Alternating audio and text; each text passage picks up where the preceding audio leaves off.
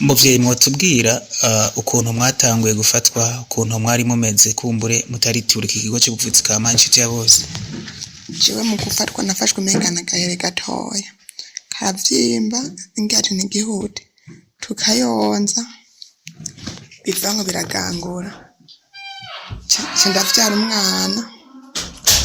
umwana, ndavuga ati basha ko afise inda n'iki kintu bizoherera nja kwa muganga kuri Wakarede barampima ngo ntikoshobora kuryopera ufise inda y'amezi 8 wavugira ikibazo nca ndataha nashe umwana ndamuvyara maze amezi 7 biranka gose nca ngenda kuri pereshereja ngo andushoboye menye musaraje bazungu wandushoboye ngo duka kuri Wakarede ureko bori baga navuga ati je sinduka kuri Wakarede nta mafaranga afise ubume ndetse bonje amahera menshi kumugwasha ambwira ati wewe duka bashaka guca 1 miliyoni turayariha kugira turabe ko wewe wokira kimara kuduka n'amazinga yose nta muntu anyakiriye bona umbwiye ikibazo ngo yawe nicoshoka two gukora ngo wocupfa ndagenda muri nyine ku musenyi ndicara ndabwira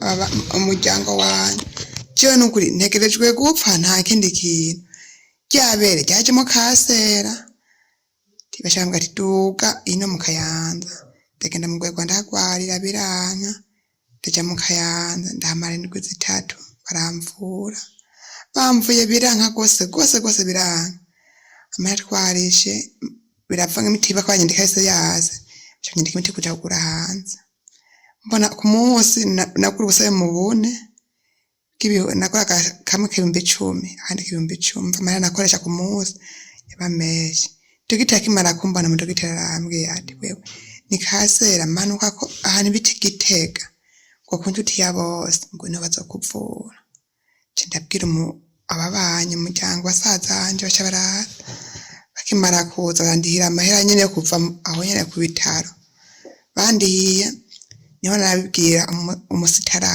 tugajewe bandungitse Bujumbura ngo shango genda ntugende Bujumbura ngo genda ngo Igitega ngo uje nyane barava ngo mugabo nta bitaro bihari gusa bavura ngo utaha muhira ntaco turazi no rero kuveje batenga kumvura kundumva gahenga ko umugongo sinicara kose nicaye nkuko negamiye ubu ndicara ibeje atenge kuzegira hane rikandika umutima majo na umwe nubu na umwe wundi kandi bamvuye genda indire rero.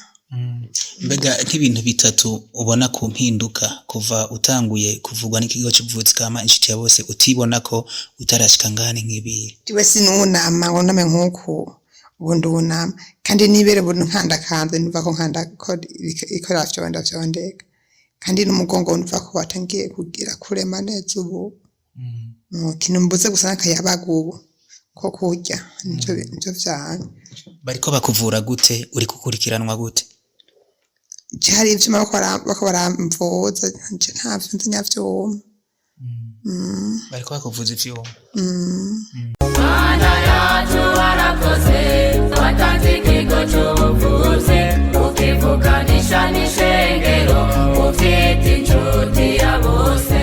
Simo, kama nukokoye, uwafashe. Yampaye isukari, ewe, kumbi biriko biraba, muri ca kigo c'ubuvuzi ka Inshuti ya Bose, ntavyo wamenye. Kimwe caho Igitega? None. Nukuri kuzima nkamenya namba. Erega uzoga ivyakenye. Ikigo Inshuti ya Bose, basigaye bagira sona na massage, bakoresheje za mashini karuhariwe, zimwe zikura ubucafu mu mubiri, bumwe butera ibivyimba n'izindi ndwara. Izo mashini zifise ubushobozi bwo gusukura mu mubiri bigatuma imitsi zibuka amaraso agatembera neza. Hewe cha kigo kigeze hiyo urakibuza ariko yemwe nk'ivyo usanga bizimbe mbewe urakomeye. Inshuti ya Bose gikorera mu ntara ya Gitega komine Gitega umusozi Rutegama haruguru y'isoko y'inka bakure kuri 60